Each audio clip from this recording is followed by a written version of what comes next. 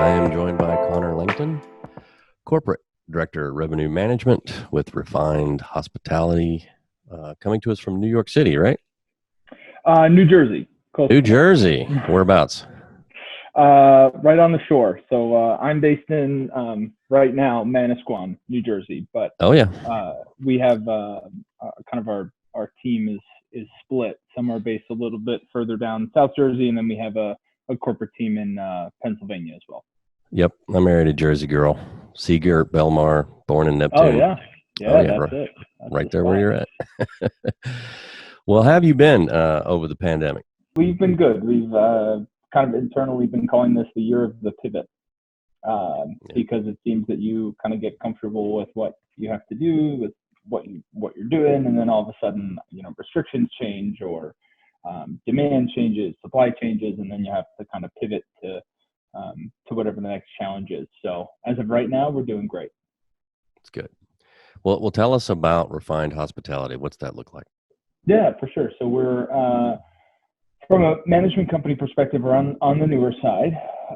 We focus on luxury lifestyle properties, both hotels and event venues.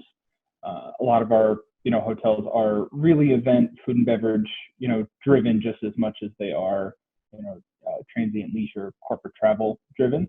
So we have two hotels operating right now, and then we have a event venue attached to a golf course country club.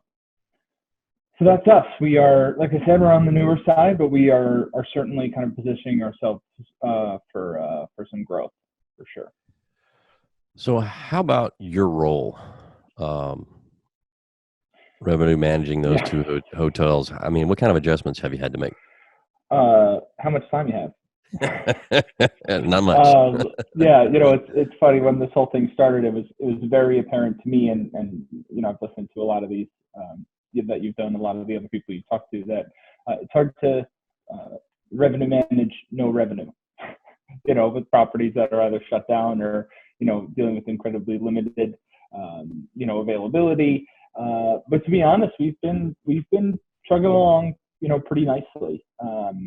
As far as my role, kind of pre-COVID, post-COVID, I don't know if the role of the revenue manager has changed. If anything, I think it's just expanded. I think everyone has kind of figured out that the things that we do in our purview in our area can be extended to other areas of the hotel. And in a time where you have limited guests, you really need to make as much use of that guest from a revenue perspective, as possible, which is kind of what we've realized during this whole mess. We've been lucky, just like most in the luxury segment, that we did bounce back first. Smith Travel is putting out all of this data. You guys are putting out data. TravelClick's putting out data that's saying that the luxury segment, is and was going to bounce back first, and we definitely felt that, especially kind of in the months of June, July, for sure. Yeah. So are you taking, one thing a lot of revenue managers are telling me is they're playing more of a role or a greater role in demand generation than they had in the past. Oh yeah. Yeah. Well, I think that it's hard to, like I said, it's, we're spending less time on, if in the morning, and I'm making my rate changes and I'm looking at my adjustments and I'm talking to the teams, if that takes me an hour, in the busy season when we're fully operational, a few months ago that was taking me, 30 minutes, because there's not as much to manage there. So it definitely, the scope is widened, because it's like, well, if I can't manage what's here, I have to go out, I have to help the people, that are responsible for going out and getting it. So that's kind of part of the year of the pivot that I mentioned. Everybody's roles kind of all, blend into each other these days. Well, how are you pricing your hotel? To be honest, our pricing strategy hasn't changed too much. I'm a big subscriber to the fact that, price isn't going to, for the most part, especially in our segment, price isn't a driver. If you take our property in Stone Harbor in the summertime, we're looking at an ADR midweek of or a starting rate midweek of, 475, 500. Making that 375 isn't going to make you book us. This past summer, if you weren't booking with us, it was because you were scared to travel. So our price strategy remained pretty much the same, and we benefited quite well from it. At least from a luxury segment standpoint, I'm not seeing much price sensitivity at all. So if anything, we're kind of staying on top of what we would consider our normal pricing, and then yielding that price up whenever possible. This summer for us, gave us our best summer ADR, the one specific property I'd ever seen, which is I think a testament to the fact that this segment did come back first, and that while other revenue managers might find themselves in a different situation, I was in a situation where our pricing strategy remained pretty much identical to how it had been previously. So what about the forecasting? You've got the spring coming up. You've got the summer coming up. That's been the hardest part, and I don't think that's like a hot take or anything. That everybody, everyone's forecasted, everyone's budgets, and everyone's, estimations are either way off or way over.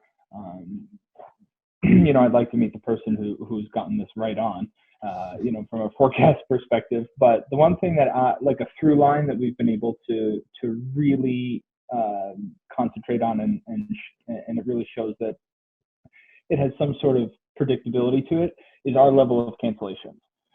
So it's hard. We're in two separate states, and many other revenue managers are dealing with many hotels in many different states. So the restrictions are changing all the time, and it's hard to tell if a restriction is really going to have an effect.